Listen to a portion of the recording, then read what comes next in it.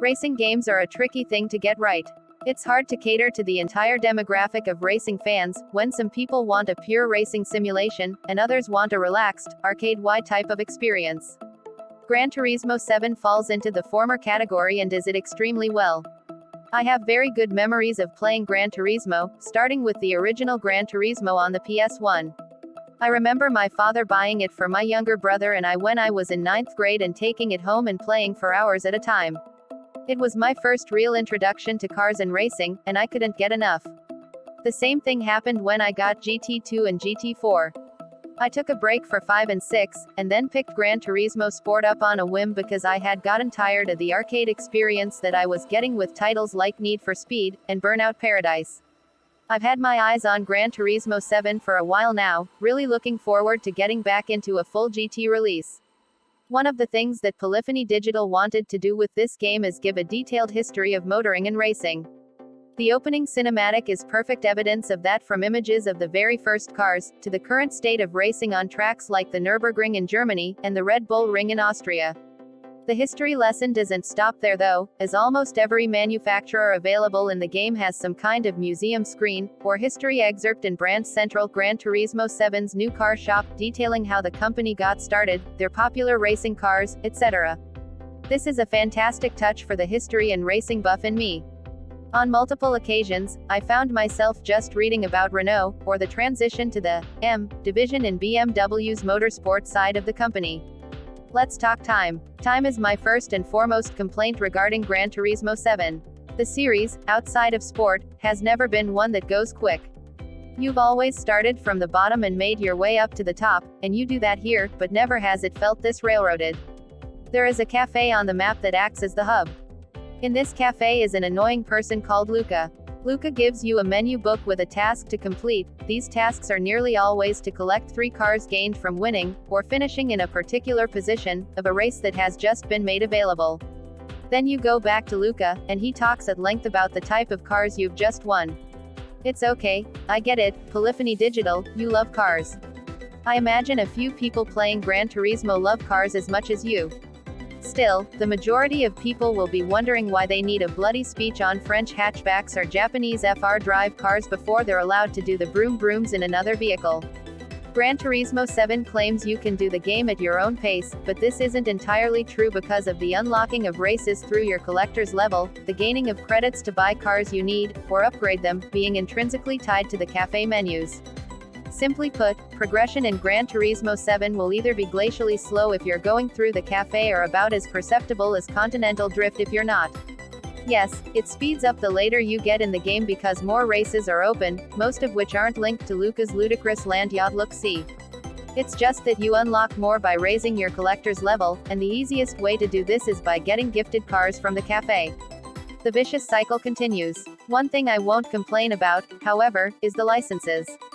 The same 5 licenses you've had in Gran Turismo games before are here again, and these licenses will be the bane of my life as I plug away for hours, just trying to get gold on every single one of them. The feeling I get as I manage to chip away 1/100th of a second to get a gold is obscene, but it's like a drug, and I love it. Any sense of hard-earned accomplishment I love, and I can't deny that Gran Turismo 7 is full of this. It's just that getting to these parts can be too slow. It's a stunning-looking game, with replays taking advantage of ray tracing, albeit at 30 FPS. Actual racing prioritizes frame rate and therefore doesn't have any ray tracing, but, honestly, it isn't something you're going to notice when you're punting along at 200 miles per hour on the Nordschleife. Throughout the single-track races and championships, you'll notice that the AI drivers are all actual Gran Turismo esports competitors, so the game is getting you accustomed to what has been a major part of the GT focus over the past generation of consoles, and maybe one that fans of the series who skipped GT Sport may not be aware of. Polyphony Digital's endgame here is to keep people playing long after they've finished with the GT Cafe. Sim racing, of course, is a fairly intimidating thing. People who have gotten good at sim racing have gone on to drive in actual real-life car racing, such as the authenticity on offer these days. There is a pretty hefty suite of assist options to allow players of all skills to enjoy what's on offer here, but there's also some other smart features that help bridge the gap between the hardcore petrolhead and your average gamer. For instance, it is certainly not expected of any player to understand what any of the parts you can buy for the cars actually are or what they do, so Polyphony has added a PP number that acts as a means of summarizing a car's performance. Think of it as the power number in Destiny, or the armor rating in an MMORPG. Slap a few bits on the car, watch the number go up. Races have recommended PP ratings, and you have the option to either buy a car that fits the bill or tweak one that you currently have until it stands a chance. For those who have recoiled at how simplistic this all seems, do not fear, you can still go into each part in greater detail and hyper-tweak things until the setup is exactly how you want it, allowing you to eke that extra bit of horsepower out of your chosen vehicle. It's enormously customizable too, to a ridiculous degree. You can tweak almost every facet of the game's handling, AI difficulty, controls, and assists, which means it can be as challenging or forgiving as you like, depending on the experience you want. This, combined with cafe mode, makes for a hugely welcoming driving sim.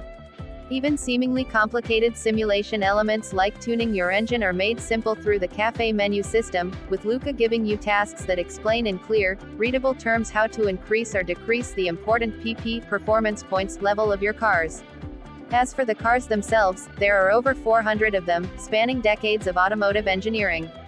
I obviously can't list them all, but highlights from my own collection include a 1994 Nissan R32 GT-RV Spec 2 that I've painted a garish shade of pearlescent orange, stuck an oversized spoiler on, and tuned so that it's absolutely monstrous on straights. I also have a 1983 Toyota Corolla 1600 Apex, which I've fitted with a hydraulic handbrake and a steering angle adapter to let me pull off sick initial D-drifts. This kind of customization gives you a nice sense of ownership over your car collection. If there's one thing that bothers me about GT7, it's that your progress in the main game mode requires an internet connection at all times.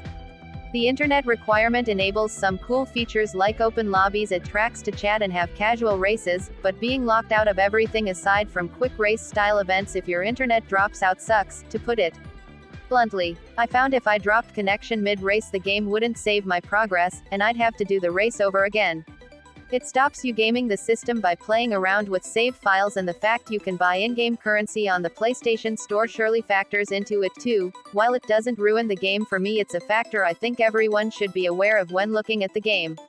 Gran Turismo 7 is a car lover's dream. Whether you love cars already or have just started your journey into being a car person, GT7 wants to welcome you to the community with open arms, get you up to speed and give you everything it can to help you enjoy cars in whatever ways it's able.